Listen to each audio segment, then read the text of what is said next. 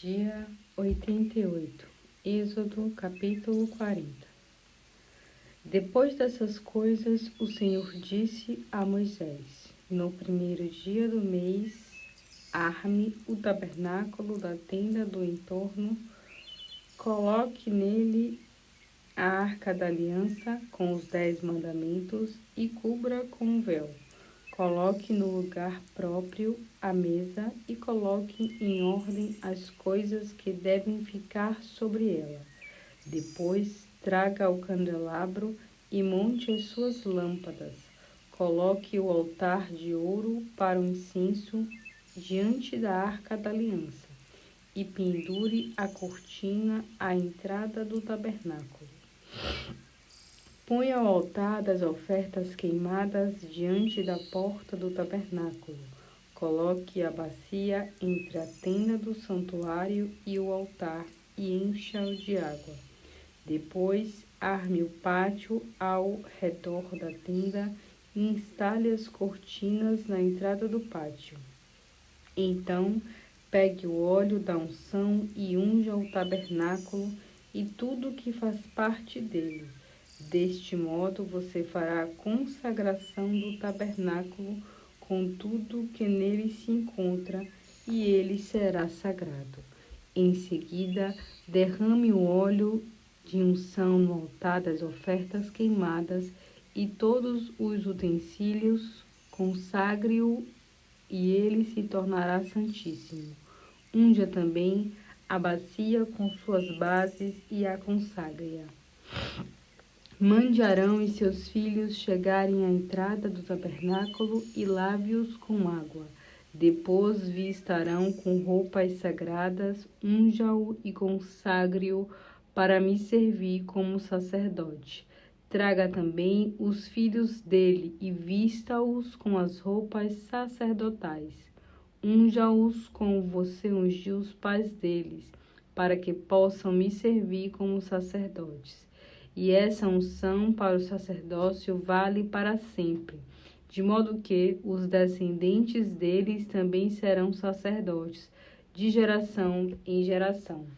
Moisés fez tudo conforme o Senhor tinha ordenado. Assim, no primeiro dia do primeiro mês do segundo ano, o tabernáculo foi montado. Moisés armou o tabernáculo, colocando as bases em seus lugares, as amarrações e as travessas, e levantou as colunas. Depois estendeu a tenda sobre o tabernáculo e colocou a cobertura sobre ela, como o Senhor tinha ordenado. Tomou as tábuas da aliança e as colocou na arca. Introduziu as varas nas argolas da arca e colocou sobre ela a tampa. Em seguida, levou a arca para dentro do tabernáculo e estendeu o véu para cobrir a arca da aliança, como o Senhor tinha ordenado. Depois pôs a mesa no santuário, no lado norte do tabernáculo, do lado de fora do véu. Colocou sobre ela os pães da presença diante do Senhor, como o Senhor tinha ordenado. Pôs também o candelabro no santuário, em frente da mesa, no lado sul do tabernáculo, e acendeu as lâmpadas diante do Senhor, como ele tinha ordenado. Pôs o altar de ouro no santuário, diante do véu, e nele queimou incenso aromático especial, como o Senhor tinha ordenado. Então pendurou a cortina na entrada do tabernáculo, e pôs o altar das ofertas queimadas à entrada do tabernáculo. A tenda do encontro ofereceu sobre ele uma oferta queimada e uma oferta de cereais, como o Senhor tinha ordenado. Pôs a bacia entre a terra do encontro e o altar e encheu-a de água. Nela Moisés, Arão e os seus filhos lavavam as mãos e os pés. Todas as vezes que entravam no tabernáculo e iam até o altar, eles se lavavam como o Senhor tinha ordenado. Então Moisés armou o pátio ao redor do tabernáculo e do altar, colocou a cortina à entrada do pátio, Assim Moisés acabou a obra. Então a nuvem cobriu o tabernáculo e a glória do Senhor o encheu. Moisés não podia entrar no tabernáculo, porque a nuvem estava sobre ele e a glória do Senhor o enchia. Sempre que a nuvem se levantava de cima do tabernáculo, os israelitas seguiam viagem. Mas, se as nuvens paravam, eles também paravam, até o dia em que ela se levantava a nuvem. Até em que ela se levantava. A nuvem do Senhor repousava sobre o tabernáculo de dia e de noite havia fogo sobre ele, diante dos olhos de toda a nação de Israel, em toda a sua peregrinação.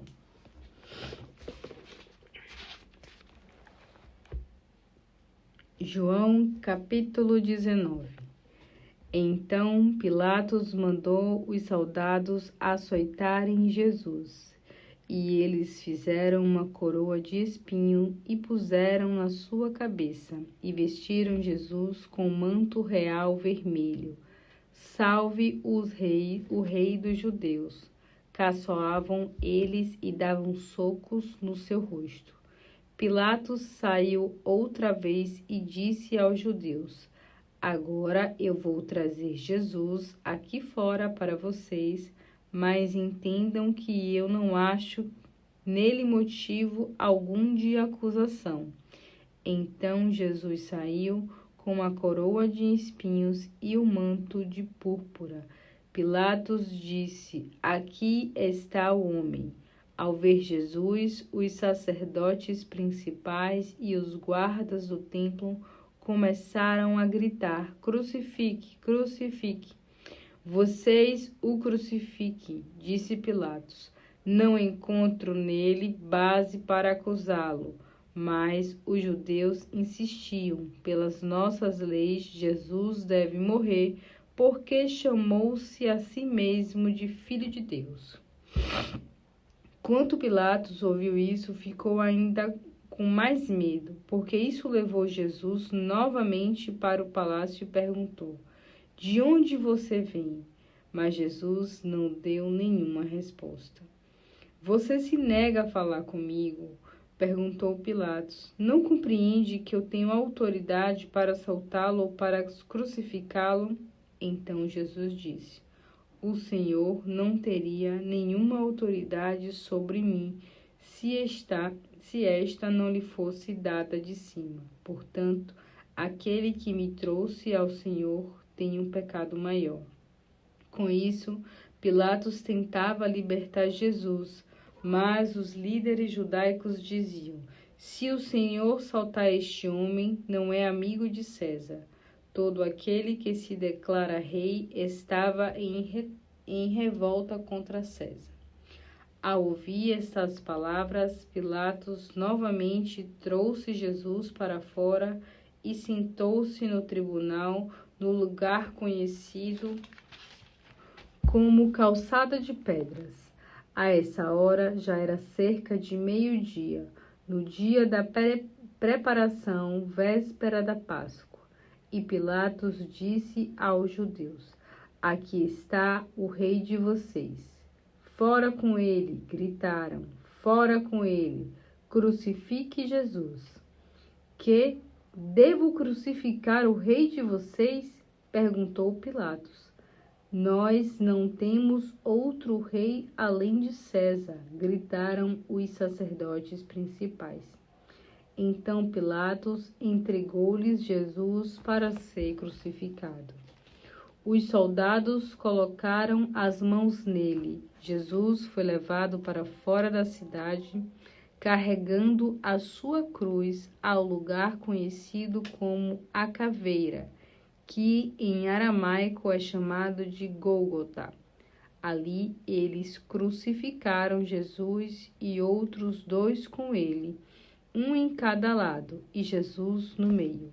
Pilatos pregou por cima dele uma tabueta que dizia: Jesus de Nazaré, rei dos judeus.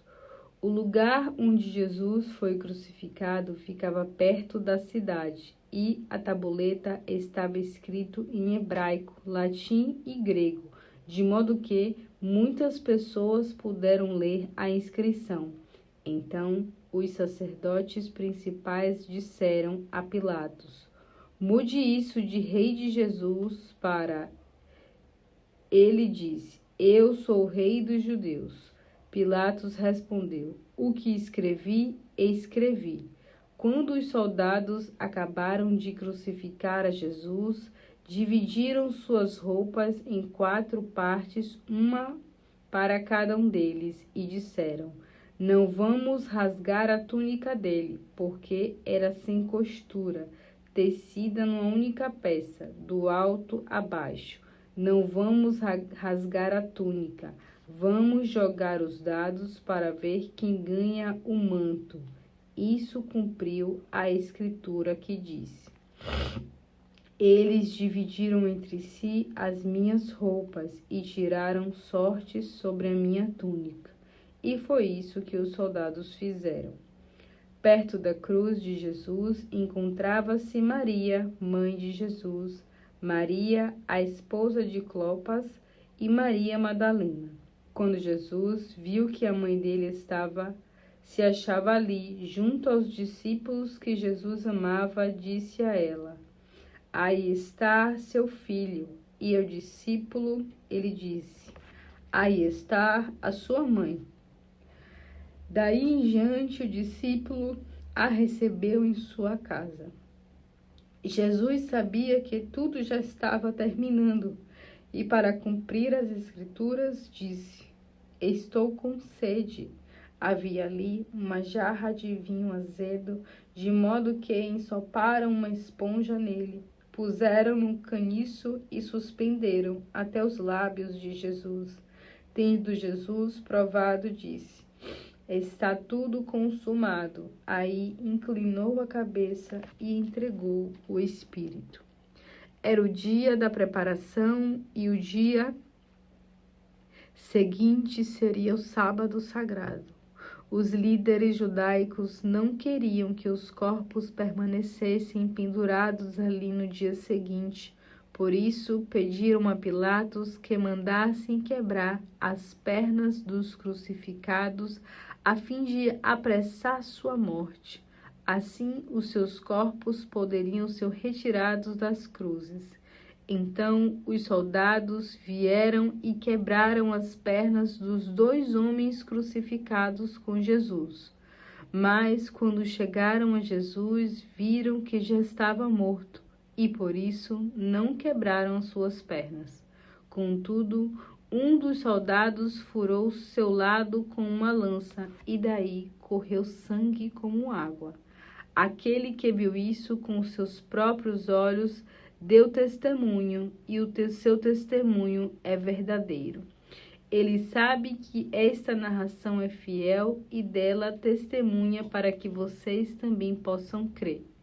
Os soldados fizeram isso em cumprimento da Escritura que diz: nenhum dos seus ossos será quebrado.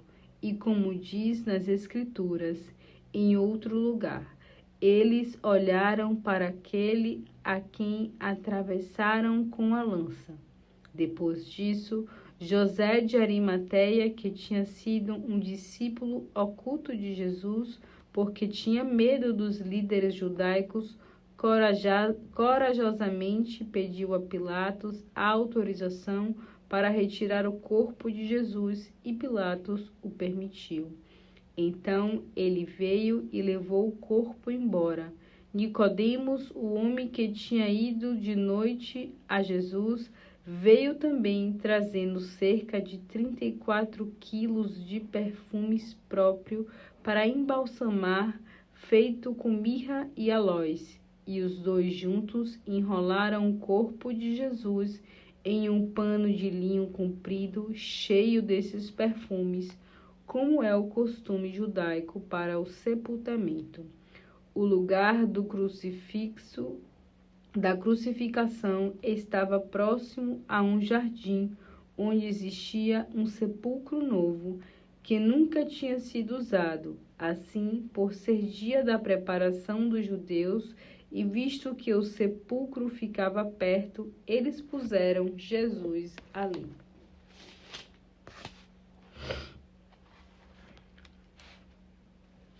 Provérbios, capítulo 16.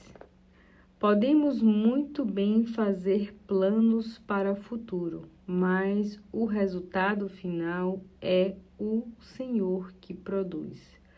Todos os caminhos do homem lhe parecem certos, mas o Senhor avalia as nossas verdadeiras intenções. Deixe nas mãos do Senhor tudo quanto você faz e todos os seus planos serão bem-sucedidos. O Senhor criou todas as coisas de acordo com o seu plano, inclusive os maus para o dia do castigo. O Senhor detesta o orgulho no coração do homem. Todos os orgulhosos serão castigados. Para se apagar o pecado, é preciso haver sinceridade e um amor que perdoa. Para evitar o mal, é preciso temer o Senhor. Quando a vida de um homem agrada ao Senhor, ele faz com que até os seus inimigos vivam em paz com eles. É melhor ter pouco com retidão do que ter muito com desonestidade. Fazemos planos para a nossa vida, mas é o Senhor que determina os nossos planos. O rei toma as decisões mais importantes do país e, por isso, precisa julgar todos os assuntos com sabedoria.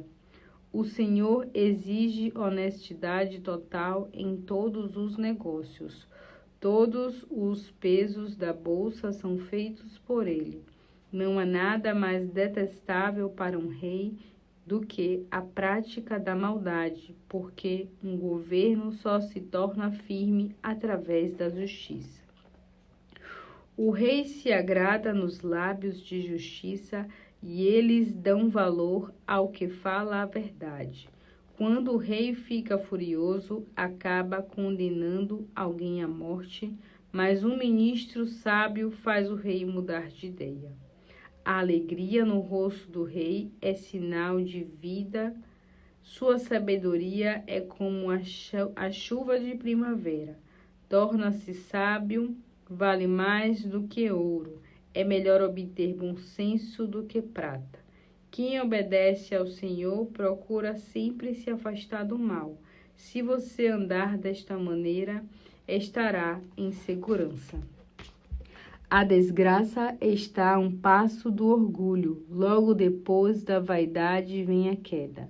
Mais vale ter um espírito humilde e estar junto dos oprimidos do que partilhar das riquezas dos orgulhosos. Quem acolhe a palavra receberá muitas bênçãos, e quem confia no Senhor será feliz. O homem sábio se torna famoso pelo seu bom senso. Quem fala com equilíbrio promove o ensino. A sabedoria é a fonte da vida para os sábios, mas o tolo será castigado pela sua própria tolice. O coração do homem sábio controla suas palavras e seus lábios promovem a instrução.